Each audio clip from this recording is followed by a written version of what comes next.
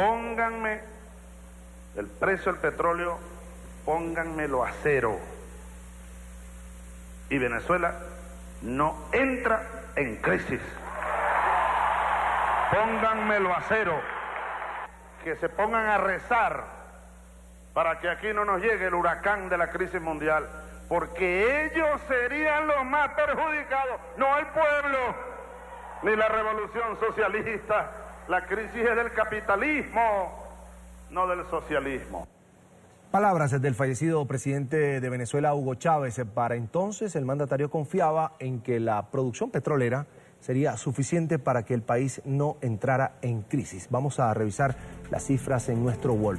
En 2009, el gobierno de Chávez atravesó su recesión más grave hasta la fecha, cuando el barril de petróleo cayó a $40, luego de haber alcanzado meses atrás un máximo de 140. Este escenario, cabe recordar, se dio en medio de la crisis financiera global. Luego vino la caída internacional del precio del crudo y también llegó la era Maduro a Venezuela. Durante esta administración, el valor ha rondado los mismos $40, con la diferencia de que el país ya no tiene industria para producir absolutamente nada y PDVSA, la estatal petrolera, está endeudada. Los números no mienten. La crisis que tanto negaba Chávez llegó por consecuencia de sus propias políticas.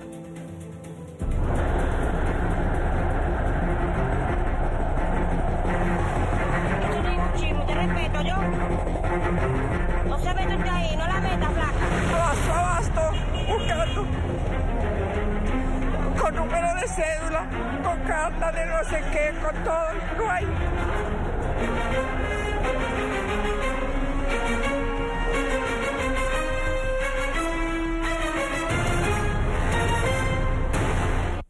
La crisis que Chávez dijo que nunca llegaría a Venezuela, pero a Maduro sí le tocó, y este sí culpa a la caída internacional del precio del petróleo por la escasez que vive hoy el país.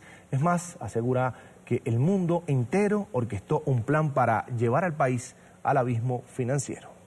Que prácticamente con este precio no hay industria petrolera pública o privada que pueda producir. Es la gran oportunidad para Venezuela, es la oportunidad para un gran cambio económico y para la construcción de un nuevo modelo económico productivo en base al Plan de la Patria. Es la gran oportunidad del gran cambio que necesita Venezuela.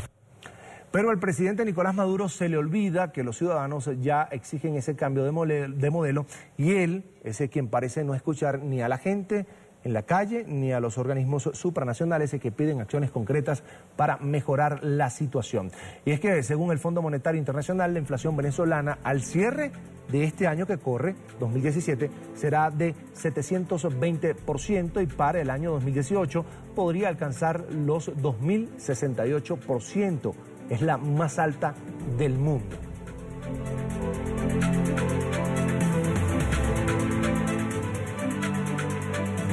Debido a esta crítica situación, el gobierno ha tenido que recurrir a diferentes métodos, no solo para intentar garantizar el abastecimiento alimentario que necesitan los ciudadanos, sino también para no perder su base de apoyo. Hablamos de los votantes chavistas, muchos de los cuales siguen allí a pesar de tener un país en quiebra. La estrategia chavista a través de los años ha sido el control emocional. En esta tesis, planteada por el sociólogo y conferencista internacional José Jacinto Muñoz, se reafirma que si el Estado es quien controla todas las formas de suministro del pueblo, entonces el ánimo del pueblo dependerá del funcionamiento precisamente de ese sistema. A esta hora tenemos contacto con José. Bienvenido, una buena tarde. Gracias por estar con nosotros.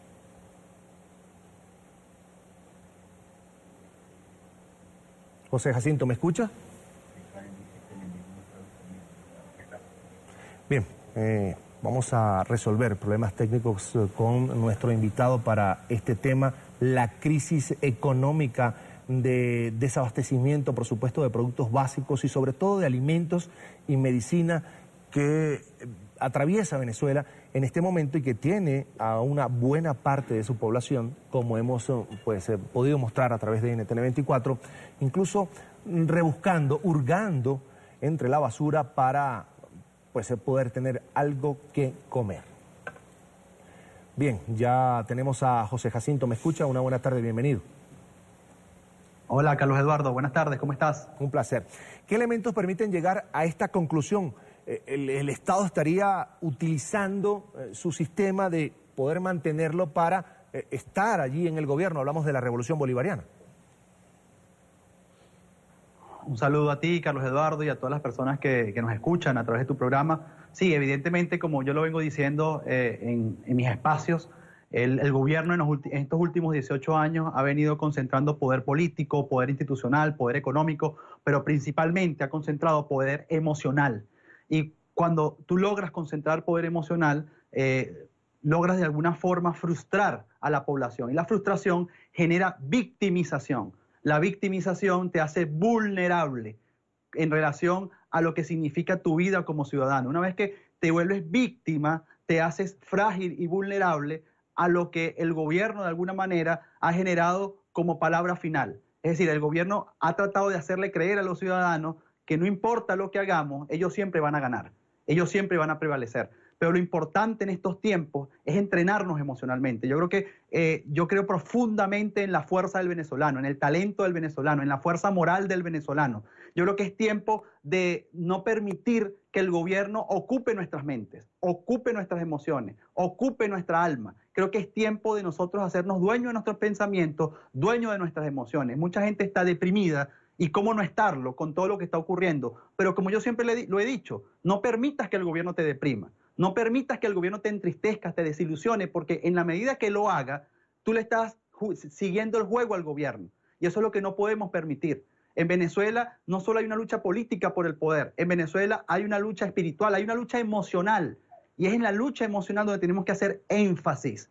¿Y cómo lo hacemos? Haciéndonos dueños de nuestros pensamientos, teniendo el control de nuestros pensamientos. Y básicamente el control de nuestros pensamientos tiene que ver con la capacidad de enfoque que podamos tener. Una persona enfocada, un equipo enfocado, un país enfocado, por lo general va a tener mayor concentración de energía. Y cuando hay mayor concentración de energía van a haber mejores decisiones, va a haber más innovación, va a haber más creatividad y va a haber mayor capacidad de resistencia, que es lo que necesitamos hoy en Venezuela.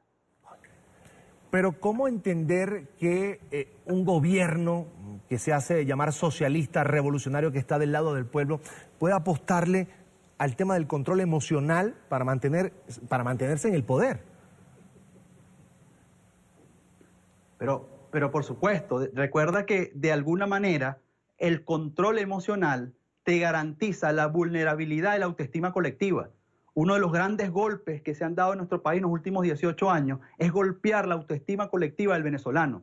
Cuando la autoestima colectiva se golpea, tú pierdes la fe en ti mismo, pierdes la fe incluso en las estructuras. Y cuando tú pierdes la fe de lo que eres capaz de hacer, estás perdiendo voluntad. Y es precisamente lo que estos regímenes buscan controlar, la voluntad de la gente, la voluntad de las instituciones. Una de las principales instituciones de una sociedad, ¿cuál es? La familia.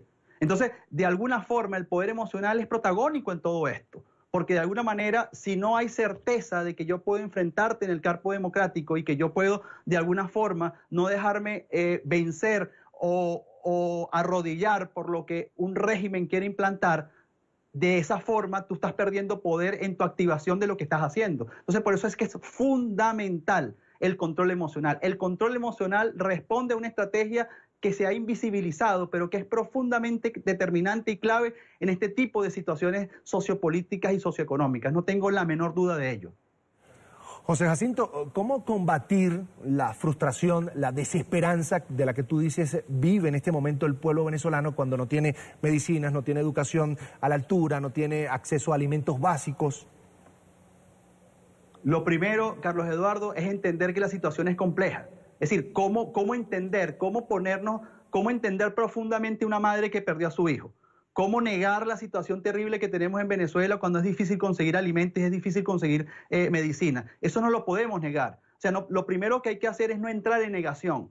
Porque si entramos en negación va a ser muy fácil que nos podamos deprimir. Lo primero es comprender lo que está pasando. Cuando tú comprendes lo que está ocurriendo, a pesar del dolor que eso te genera, a pesar de la desilusión, a pesar de la desesperanza que eso te genera, vas a tener mayor claridad para tomar decisiones. Yo comprendo la situación, me vinculo a un optimismo inteligente, no a un optimismo ingenuo, en donde voy a creer porque yo tengo fe, porque yo tengo esperanza, porque yo creo que de esto vamos a salir. No se trata de aplicar una fe o una perseverancia ingenua, se trata de construir una perseverancia inteligente en donde entendamos que lo más importante es sostener la esperanza. Mientras sostengamos la esperanza, Carlos Eduardo, las soluciones van a aparecer, porque los problemas nunca se van a acabar, pero las soluciones tampoco. Ese es un principio fundamental que hay que tener en el alma, en el corazón, pero con estrategia, pero con inteligencia. Hay un principio de la psicología conductual que dice que es importante tener el control de nuestra vida, pero que también es importante reconocer que hay cosas, Carlos Eduardo, que se escapan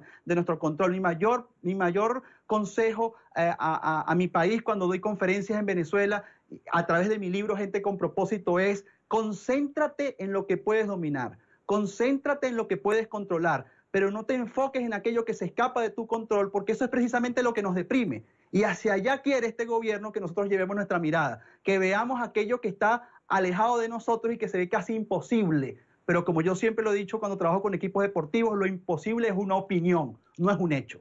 Así que aquí no podemos hablar de imposibles. Aquí de lo que podemos hablar es de la construcción de la esperanza, de la construcción de una nueva realidad y de entender en qué nos podemos enfocar, en dónde vamos a invertir nuestra energía y en eso ser perseverantes y ser determinantes. Porque al final no hay mayor fuerza, no hay fuerza más grande en esta tierra, y lo creo con el alma y con el corazón, que la fuerza del amor, que la fuerza de la esperanza. Porque la esperanza vence la desilusión y definitivamente vence la desilusión, pero con unidad, pero entendiendo que hay un objetivo en común. Mira, Carlos Eduardo, yo creo que en este momento no se trata de ser oficialista o opositor, se trata de pelear y de guerrear por el país que queremos y por el país que nos quieren implementar. Yo creo que esa es la gran lucha hoy en Venezuela. Ese 85% que no está de acuerdo con este gobierno, más que estar a favor o en contra de los oficialistas y opositores, está a favor de un país libre, en donde podamos tener una vida y podamos tener oportunidades y podamos tener acceso a todas las posibilidades que te da la vida. Eso es lo que quiere el país, vivir. Y creo que la vida está vinculada a los principales valores: la libertad, la justicia y la igualdad. Palabras de esperanza de José Jacinto Muñoz, sociólogo, conferencista, a quien agradecemos que haya compartido estos minutos con nosotros aquí en NTN 24. Es un placer, José. Hasta la próxima. Gracias, Carlos Eduardo. Un gran abrazo a toda América Latina.